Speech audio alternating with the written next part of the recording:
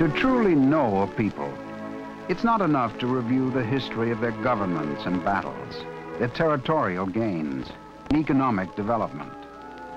Their greatness is revealed in their art, in painting, sculpture, music, literature, and architecture. So it is with the people of Missouri.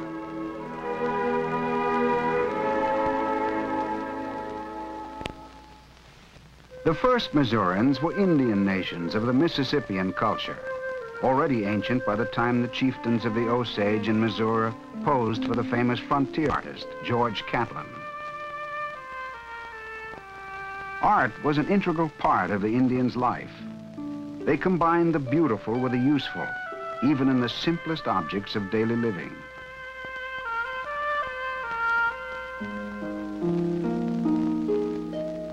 Wilderness.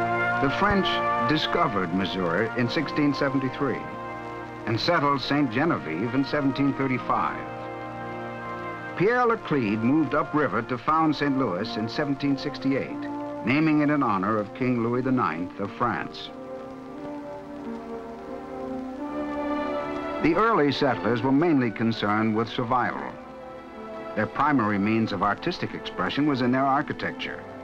They attempted to reproduce the look and feel of their mother country in the steeply pitched roof and wide porch or gallery of French Canadian and West Indian architecture.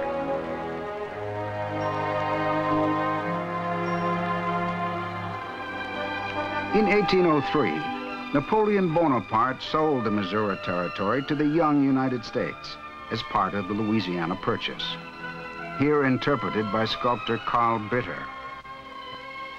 After 150 years under Spain and France, Missouri became American. President Thomas Jefferson immediately dispatched Meriwether Lewis and William Clark on their famous expedition up the Missouri River to explore the huge new land. Following inevitably came the fur traders and settlers. As they came flooding into the territory under the American flag, they introduced the log cabin construction so common in the East. They also brought with them the German half-timber construction, typical of the better rural houses at that time. Missouri clay was found to make excellent bricks. And the 1805 Price House in St. Genevieve was the first of a new construction boom.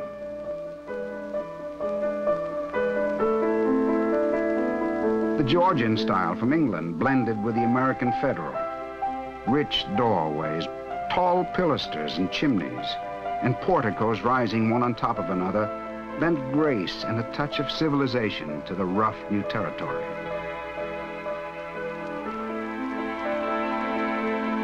New waves of settlers were led into Missouri by that most famous of pioneers, Daniel Boone, shown crossing the Cumberland Gap in this painting by Missouri artist George Caleb Bingham.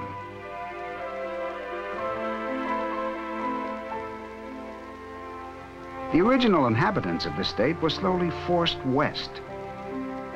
They fought alongside the British in the War of 1812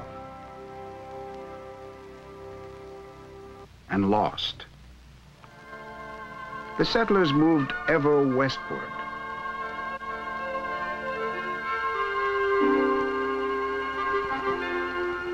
Roads appeared, streams were bridged.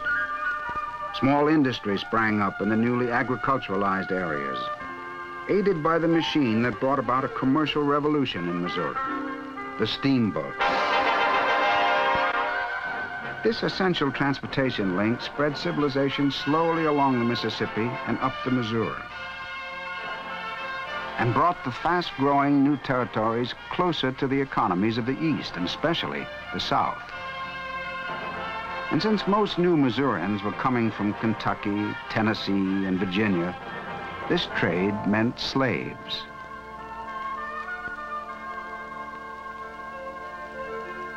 Under the Missouri Compromise, the territory entered the Union as a slave state in 1821. This typically Georgian structure in St. Charles served as the first Capitol building. But a new architectural style was already sweeping the East. Thomas Jefferson and other architects of the young democracy were eager to imitate the ancient democracy of Greece in every way. Public buildings were the first to exhibit the temple scheme. The true classic style was represented in stone. But as the Greek revival spread to private dwellings, the forms were translated into brick and even into frame houses. The style became Americanized. So did Missouri. The new state's first senator was destined to be her most famous, Thomas Hart Benton. He fought long and tirelessly for westward expansion, seeing Missouri as the gateway to the West. Largely because of his efforts, Missouri, with her strategic waterways, became the outfitting and departure point for the Oregon and Santa Fe trails.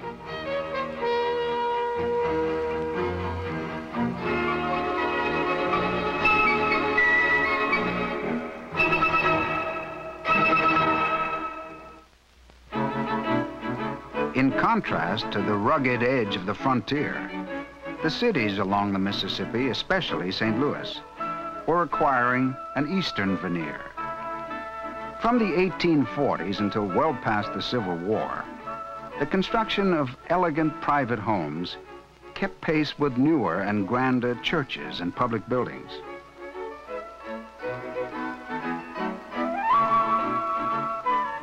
And individual architects of note appeared on the Missouri scene. They introduced a wide variety of influences, and the battle of the styles was on.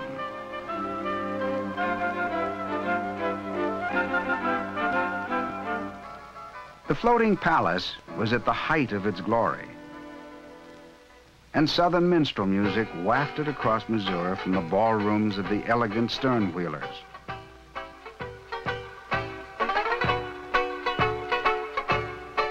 A young riverboat pilot named Samuel Clemens immortalized this gracious era in some of the most popular literature ever written. Taking his pen name from the 2-fathom depth reading, Mark Twain brought life on the Mississippi to countless readers through the exploits of Tom Sawyer and Huckleberry Finn.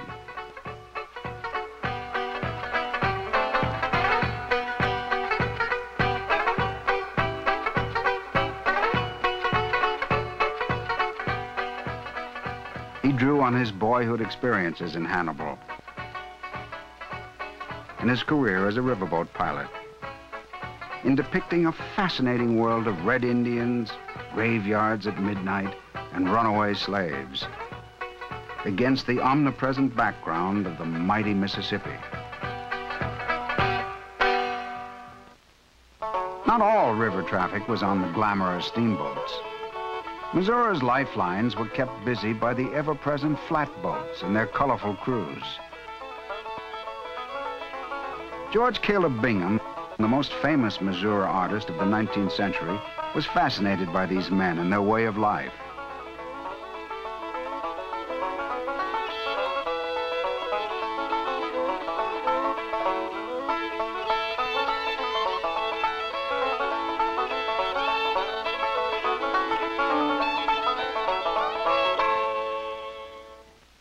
Bingham began his artistic career by painting portraits all over the state.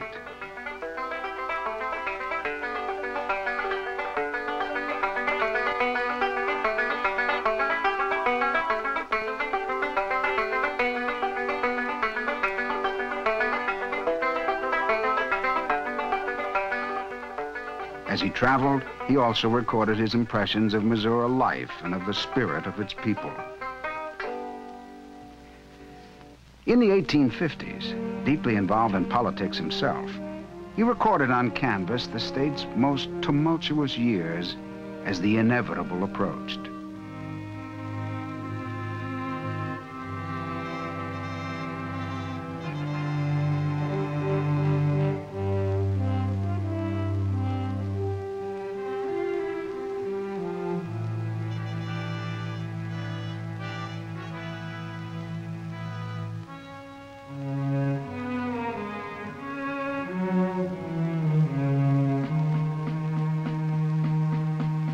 The Dred Scott decision, read on the steps of the St. Louis courthouse in 1857, ignited the abolitionist movement and led to the Civil War. As a border state in the conflict, Missouri suffered greatly. Federal troops controlled the cities, but the rural areas sympathized with the Confederacy.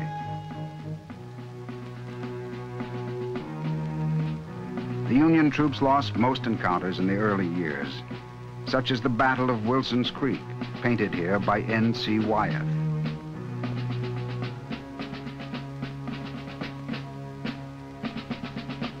And the Battle of Lexington, whose courthouse still bears a cannonball. George Caleb Bingham agonized over the many atrocities that war brought to his beloved Missouri.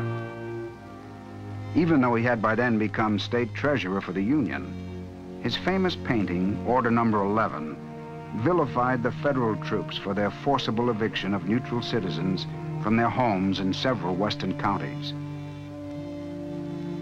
An act which drove thousands of Missourians into the Confederacy.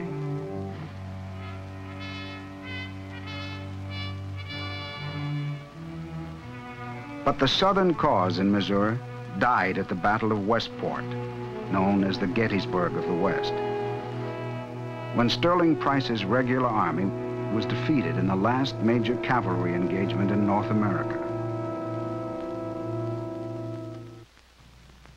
With the end of the war, Missouri began to rebuild. The origination of the Pony Express at Trenton and St. Joseph maintained a strong link to the booming West. But it was the completion of the Pacific Railroad in 1869 which signaled the beginning of Missouri's rise as a center of commerce. In downtown Kansas City, it was still possible to see Jesse James or Wild Bill Hickok wearing six-shooters. But those days were passing quickly. Civilization was on the rise. And as Missouri became a major hub of the nation's railway system, its cities grew tremendously, especially St. Louis, Kansas City, and St. Joseph. And it was the railroad bridges that made this growth possible. Architects had found a way to span the great rivers. The center arch of the Eads Bridge in St. Louis, completed in 1867, was 25 feet longer than thought possible at the time. 2 years later, the Hannibal Bridge in Kansas City made extensive use of structural steel. And the General Smith Bridge over the Missouri at Glasgow was the first all-steel bridge in the world.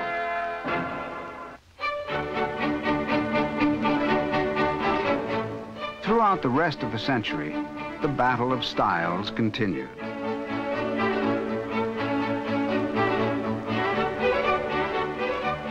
There were pure revivals of the French Empire and Italian Renaissance,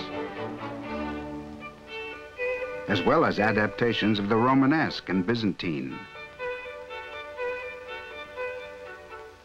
But perhaps the most popular and freely adapted style was the Gothic.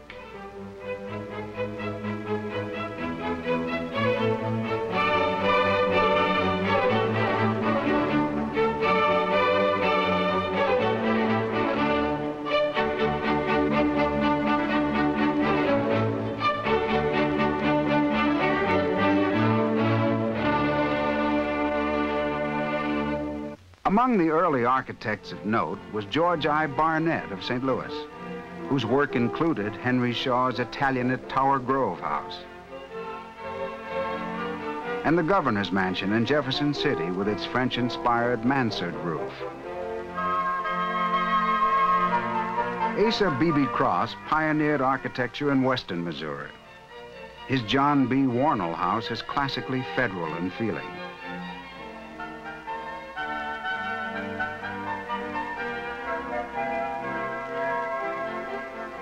Kansas City's old Union Station, courthouse, and many early skyscrapers are attributed to Cross. Edmund Eccles stopped off in St. Joseph on his way west and stayed to help build the booming new town.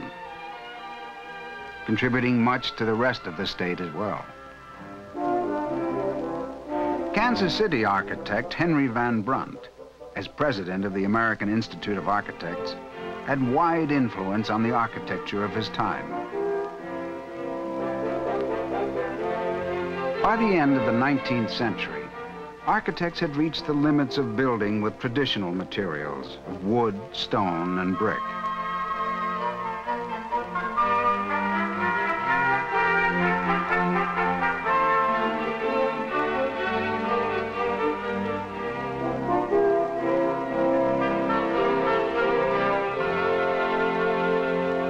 Now the early experiments with iron and steel became the mainstream.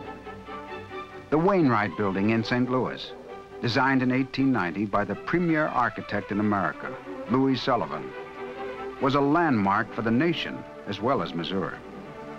His use of a steel frame for support, the first in history on that scale, and his design for mass instead of a historic style, had an immediate and lasting influence. Form would now follow function. As the cities flourished, the arts kept pace. In 1880, St. Louis became the second American city to establish a symphony orchestra. Among the famous men of letters Missouri produced was Eugene Field. He was born in this Georgian row house in St. Louis and became America's best-loved children's poet. While writing for the Kansas City Star, he satirically appraised Missouri's prosperity and cultural advancement. The older Mark Twain, Dean of American Literature, also wrote of the new magnificence, naming it the Gilded Age.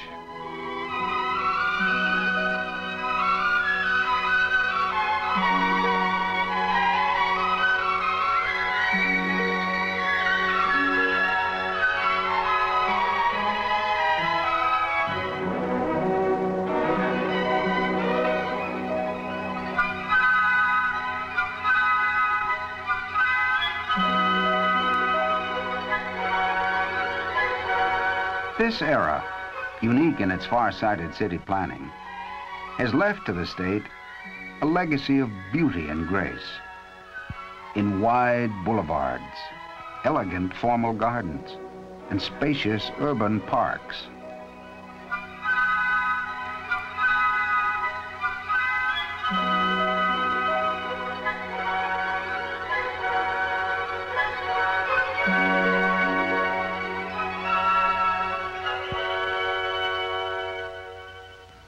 One part of Missouri remained largely untouched by the progress of the rest of the state.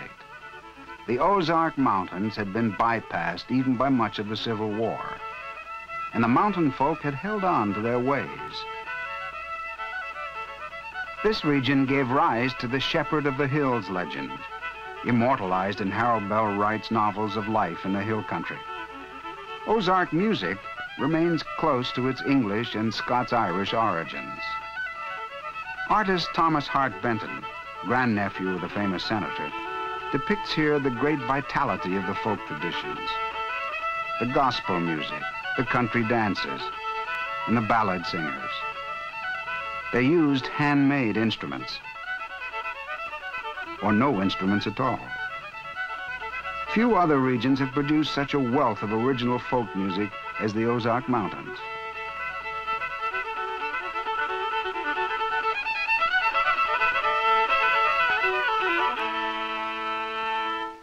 In the rest of the state, music was evolving into new forms.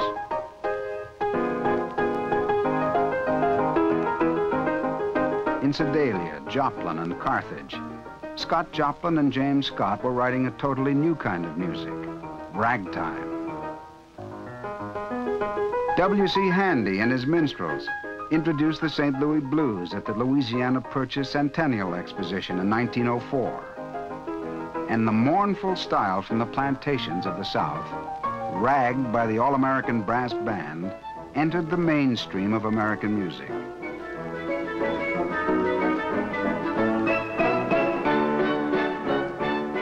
Missouri enthusiastically greeted the 20th century in that fantastic celebration, which was attended by 20 million people from all over the world. These were halcyon years for Missouri. But the world was changing. America was being pulled into the Great War in Europe. General Blackjack Pershing from Laclede became commander of America's armies and the savior of the Allied cause.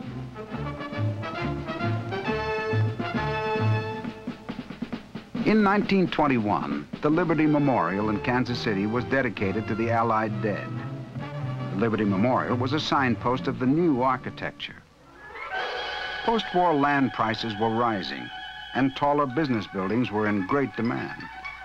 The skylines of the cities were gradually altered by groups of straight vertical shafts, frequently broken up by step-back designs. They had grown up a style that might be called modified modern, a streamlined classic form emphasizing function and the imaginative use of new materials.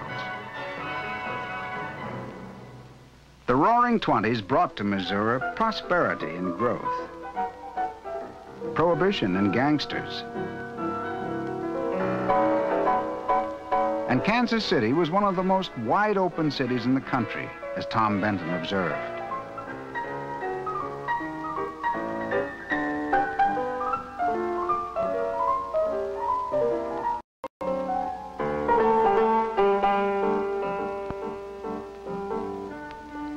Even the coming of the Great Depression didn't cool the golden cow town off. There were so many speakeasies operating during the reign of Tom Pendergast's political machine that hundreds of musicians found steady employment. From St. Louis, Blind Lemon Jefferson and the immortal Leadbelly brought the blues to the new musical haven. From constantly playing and jamming with the best, the bands gradually assimilated the New Orleans and Chicago styles and invented the riff. Kansas City jazz, led by Benny Moten and Count Basie, assumed national leadership that would last more than 20 years. From literally dozens of superb musicians, one man rose to the stature of legend. Charlie Bird Parker, the king of bebop, developed a large and faithful following in his worldwide tours, always playing Kansas City jazz. The downfall of Tom Pendergast and the coming of the Second World War brought an end to this remarkable era, a time in which Thomas Hart Benton had achieved prominence as one of the greatest American muralists.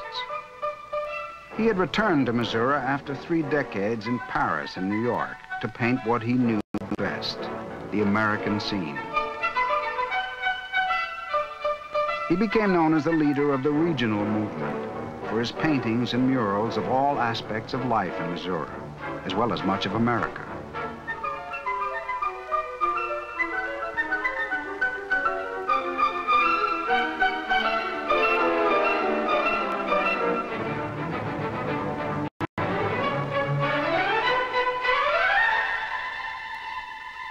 The end of World War II saw an independence boy in the White House.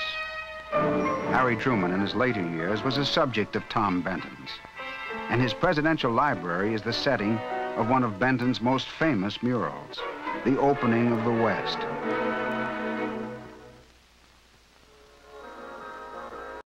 In the post-war years, Missourian Virgil Thompson has been acclaimed as one of America's finest composers.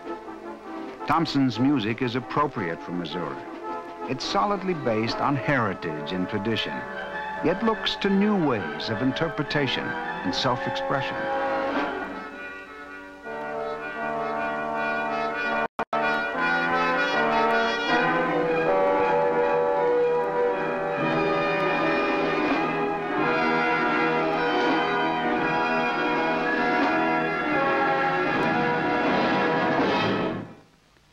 Throughout their history, Missourians have filled their state with artistic achievements, both of native artists and those of national stature who were drawn to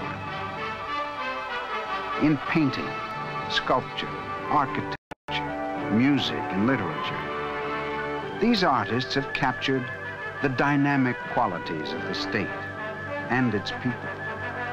a people who are proud of their heritage and enthusiastic about their future.